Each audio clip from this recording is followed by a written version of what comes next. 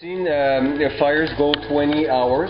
Okay, all they do, they burn, the structure stays there, and fire tends to go towards more energy. It burns and it leaves behind black, nothing, you know. Let me just say, like, I understand. And you know what happened? The metal sags, they actually burn the building just to test, and the whole thing stays there, but the metal sags, so it doesn't like push like that. Worse, you know what it would do? No, hey, listen. You know what it would do? If it would sag to the point of being weak, what it would tend to do is eventually go like that to crush and then towards the side, because there's the most resistance, not like towards the side, you know? What? I feel like that's a documentary. Dude, it's called Richard Gage. He's just repeating something we already know. No. But do you find that so stupid, or? Well, just let me explain something. This guy feels just as passionately as you do, though. Interesting question. This is what people get out of these beliefs. I was gonna say, it's just logic for me. There's people who get a lot out of disbelief in the system. There's 1,000 and will engineers that think continue not like to claim you, something like me. regardless of what the facts are. I've got 1,000 behind me. This is, and you will say the same about people who will consistently deny conspiracy theories. Absolutely. I can tell you it's about where you are cognitively in your life. One part of your structural system to fail. All right. All you need is one beam bending too far.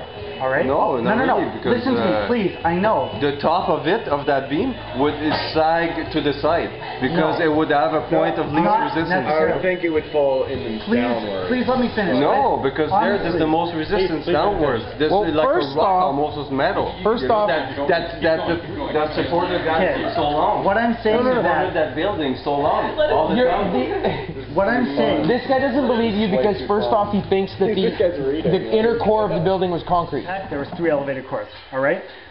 The kinetic energy of the airplane, it disintegrated on impact. The kinetic energy of all that stuff going at hundreds of kilometers an hour stripped the structural steel bare, and even if those Arabs got in there and put thermite in the friggin' gas tank. Look, what I'm saying is that you introduce fuel burning at hundreds of degrees Celsius or Fahrenheit for a long time without any fire protection. We know because the steel core was compromised, which has the water mains. All right. Yeah. So there's no water. No more water. There's bare hot steel. Heat burning. All that office supplies, all the wood in there, everything's burning. It's hot. Look, I'll tell you about 9/11 construction or World Trade Center construction. You got the concrete core coming up for 110 stories. You have these girders, all right, OWSJs if you want to be specific, spanning from the steel core every floor out to a reinforced structural steel frame, all right? That's right. This was the beautiful innovation of the World Trade Center. 4 feet deep. They went down like this. Hundreds of square meters of office space every floor. It was beautiful. No columns. You know why? Inner 1 acre. concrete core, outer strong structural steel. That steel is burning. The building punched a hole in 1/3. You know what?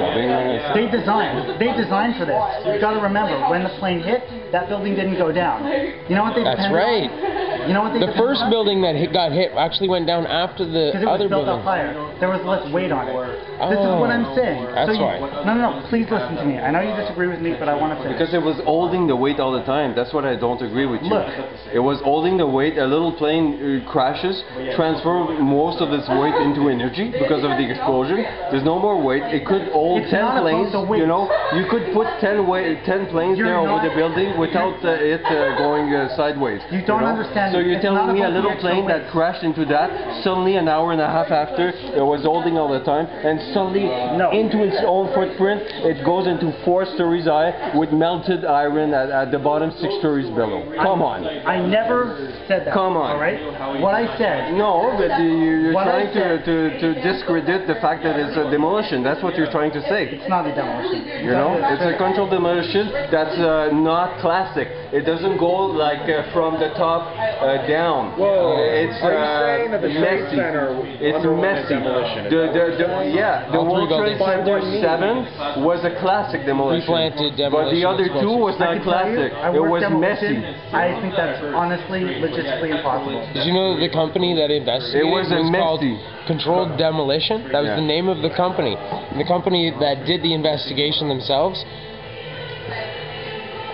They didn't take into account the molten magma at the base. They didn't even look at Building 7. Can I say something? Can I say something? Can I say something? A little short thing. A little short thing, guys. I want to tell you something that you remember all the time.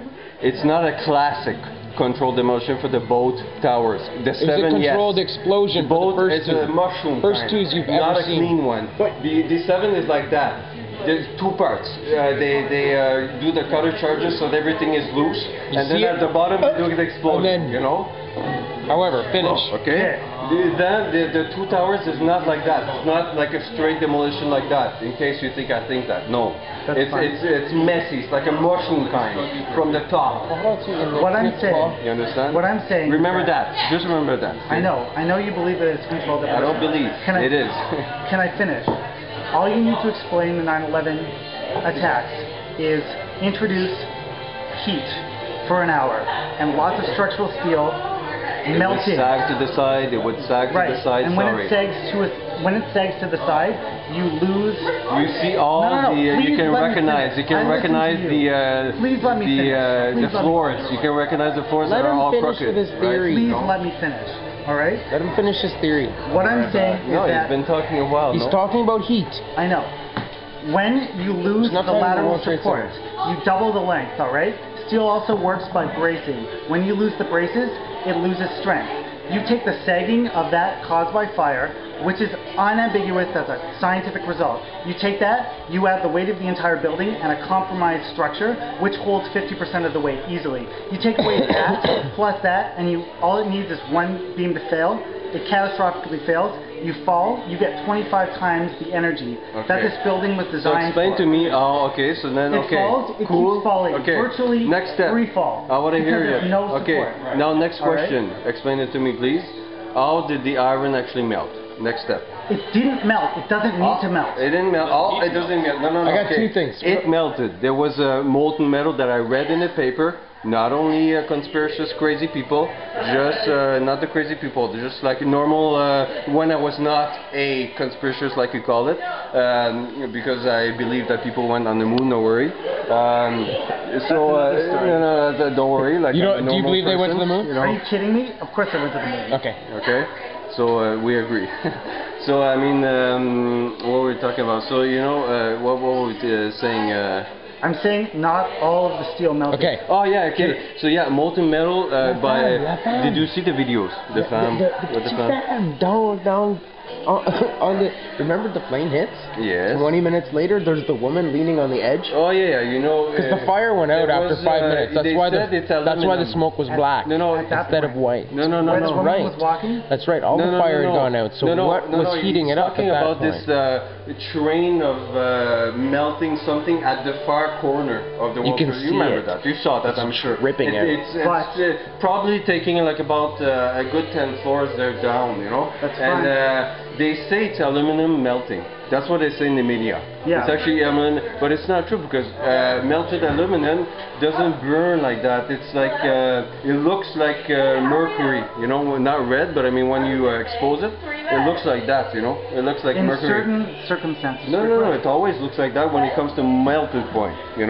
When it comes to melted point, there's never any different aluminums. They're always the same. They always react the same.